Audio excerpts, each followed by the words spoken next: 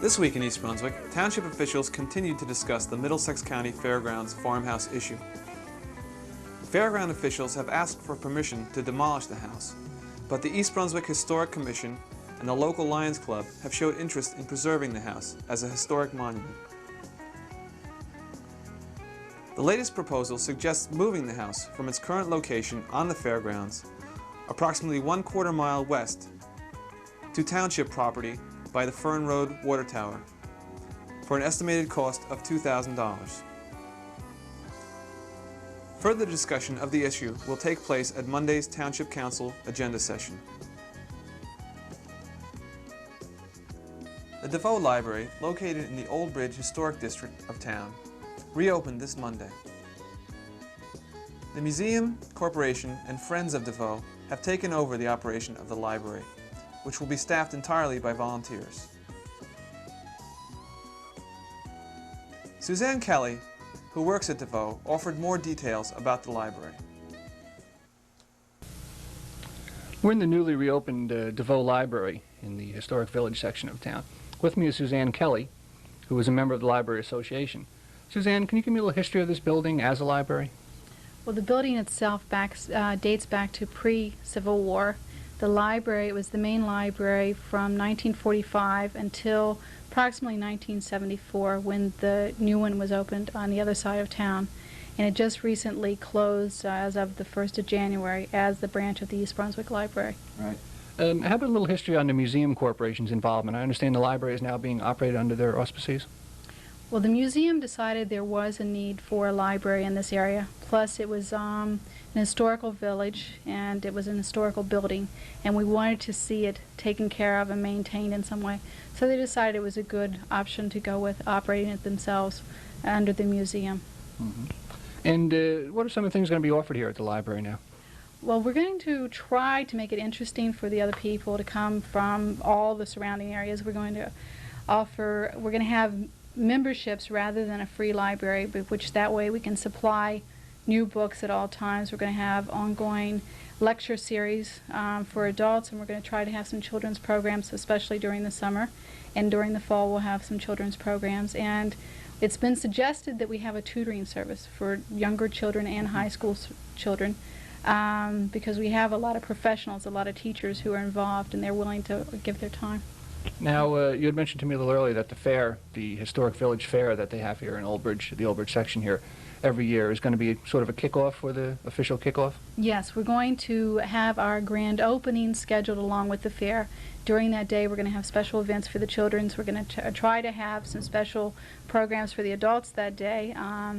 We just want to make it a very festive day in the village, and we felt that that was the best time to have our grand opening. The fairs usually are festive. We cover them often. Yeah. You also want to mention something about your membership. I know you're looking for members, people to join the Library Association here. Yeah.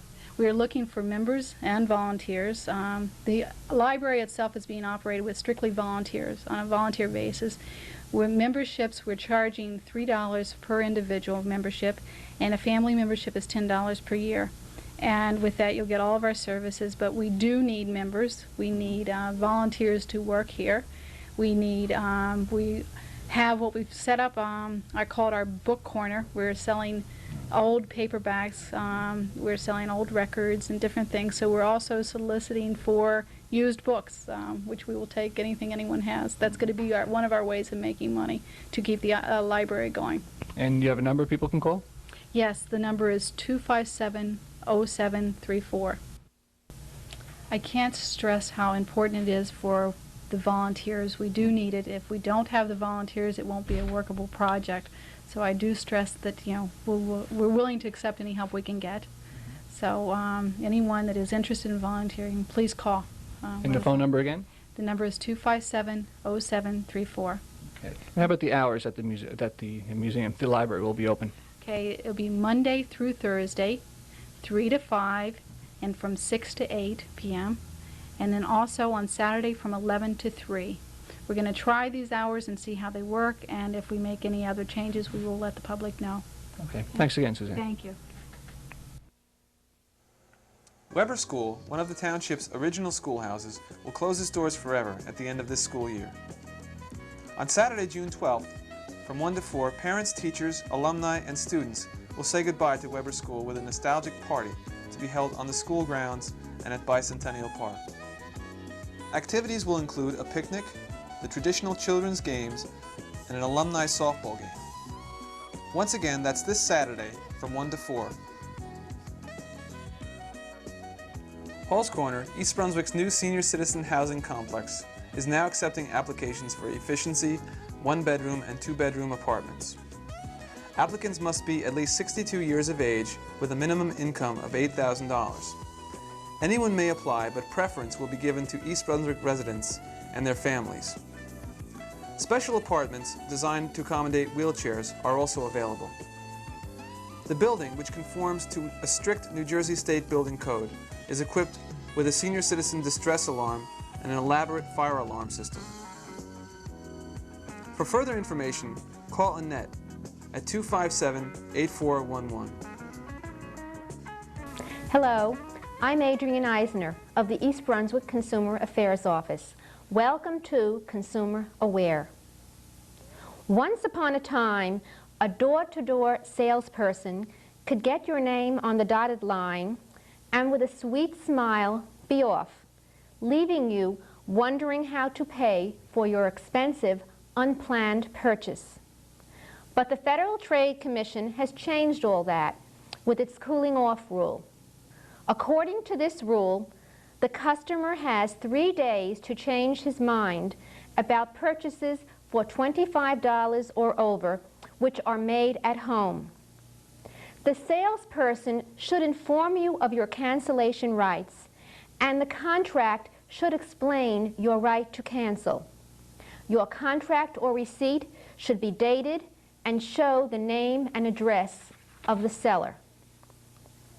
To cancel, be sure that you do it in writing, and it must be sent before midnight of the 3rd business day after the contract was signed. Keep a copy of the cancellation letter for your own records and mail it from the post office, certified, return, receipt requested. In this way, you will have proof of the date that the cancellation was sent and the fact that it has been received by the seller. This rule applies not only to sales made in your home, but also to sales agreements made anywhere other than the seller's normal place of business.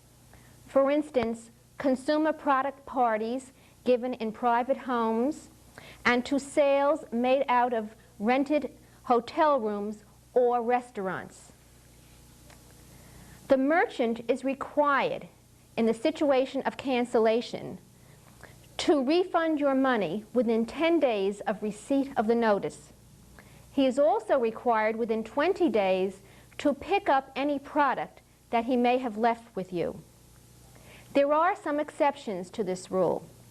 Sales made at the seller's regular place of business, those made totally by mail or telephone, sales under $25, real estate, insurance, or securities transactions, and emergency home repairs.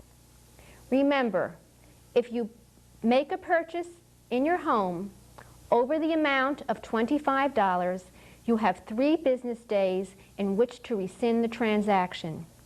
But your best bet is to take your time and make sure you really want what you're buying at the time of purchase. Thank you for joining me on Consumer Aware.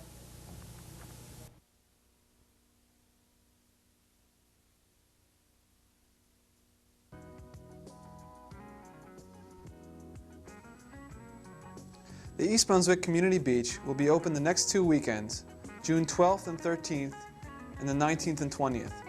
As of June 29th, the day after public schools close, beach hours will be weekends, 11 a.m. to 8 p.m., and weekdays, 11:30 a.m. to 8 p.m.